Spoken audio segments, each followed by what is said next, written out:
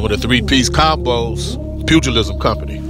This is Reed, BBS, Black Burt Sugar, Bachelor's in Boxing Studies. Devin Haney's fighting Friday night on ShoBox.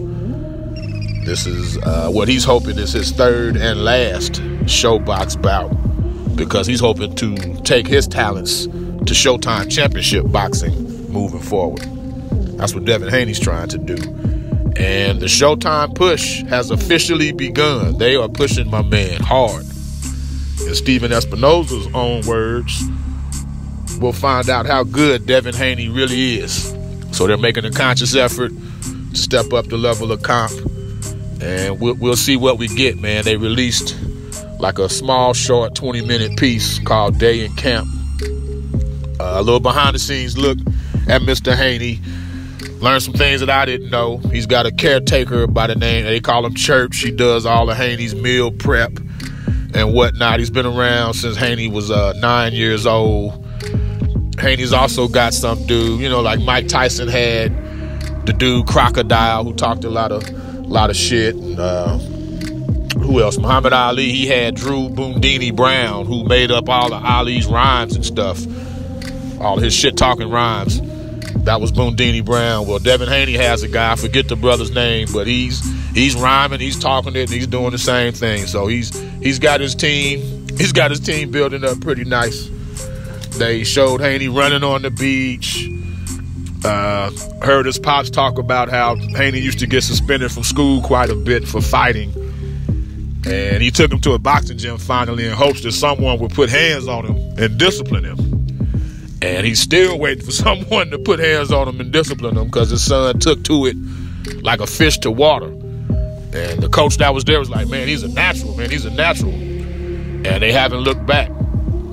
Team Haney, they built up his name by posting sparring and mid-work footage to get his name out there.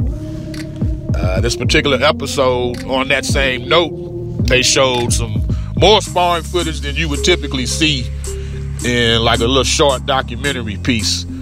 He was in Oakland. Team Haney was in Oakland. They were working out at Virgil Hunter and Andre Ward's spot. And Haney was sparring a dude named Willie Shaw, 806 KOs, super lightweight on top of that. And I mean, Haney was beating the brakes off this dude. Like, it's rare that they name names and then show actual like footage of this dude getting hands put upon him. I've seen like black eyes afterwards, or dude getting water poured on his head, presumably because maybe he got rattled or something in sparring. But they were showing these dudes talking mess to each other, exchanging blows, and all of that. One thing I didn't like was Haney also trains at Snack. Yes, that Snack, with Victor Conti and all the others. That's who Mikey's affiliated with now. I don't know if he's supplying Haney with supplements and substances, but he had him doing the hyperbaric chamber. They put him in a device that apparently it's even better than going to Big Bear and running up those mountains. Apparently it's even a better device than that Victor Conti had. But just obviously with the name Victor Conti, suspicion automatically comes with that. But, it is what it is, man. Haney, he's a good kid, real good kid. He seems to have good character, good support system around him. He's wise beyond his years. And the skill level is obvious. I mean, Stevie Wonder could see this kid is skilled as hell. The jab, the defense, the speed, the combinations. He fights in the pocket. He fights at distance. Like, wherever you want it, he can bring it to you. But that power, though, man, or lack thereof, I should say. Lack of power, it can hinder your marketability. I referenced Andre Ward earlier. Just ask Andre Ward if lack of power can hinder your marketability. I mean, at some point, at some level, people want to see knockouts. As good as Haney is, as impressive as he is, I'm not seeing that wow factor necessarily, that OMG level. Like, did you just see what he did? That's something I'm not seeing yet. Now he's young. What is he, 20 years old? But I need to start seeing that. The thing about it, when you know there's a 90% chance a fight is going the distance, that it lowers the level of suspense for the next time you watch the dude fight. That was the case with Andre Ward. Most people didn't gravitate or rally around his fights because they knew, man, it's going to be a 12-round decision. Ward going to outbox the dude. It's going to be too slick, too skilled for him, too experienced, too tactical, and it's going the distance. And that's why Andre Ward never became the draw that he probably should have been. We talk about a dude ain't lost a fight since he was like 12, undefeated in the amateurs since then, Olympic gold medalist, won the Super 6, Super Middleweight Boxing Classic Series, retired undefeated. Like, Andre Ward should be a national hero just based on his accomplishments.